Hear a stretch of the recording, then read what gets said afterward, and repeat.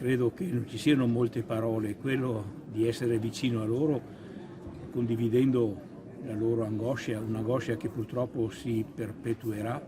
Io ho visto in tanti casi che è un'angoscia che dura tanti anni. Essere loro vicini con la presenza e additare loro quel barlume di speranza, quella luce di speranza che può venire dalla presenza fedele di un Dio che mai smette di prendersi cura degli uomini, anche quando finiscono amaramente la loro vita, come in questi casi.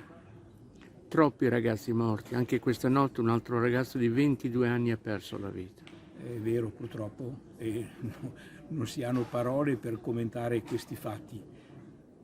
Io credo che l'unica prospettiva sia quella di incoraggiare i ragazzi e i giovani a rendersi conto del dolore e della sofferenza che provocano alcune loro imprudenze.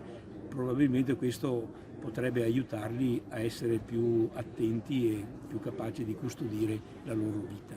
Questa sera è la serata della preghiera, della vicinanza, della riflessione.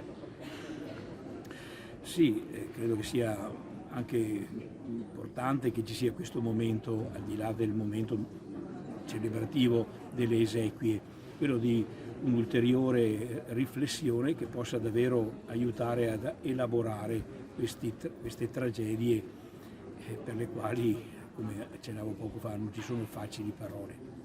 Grazie.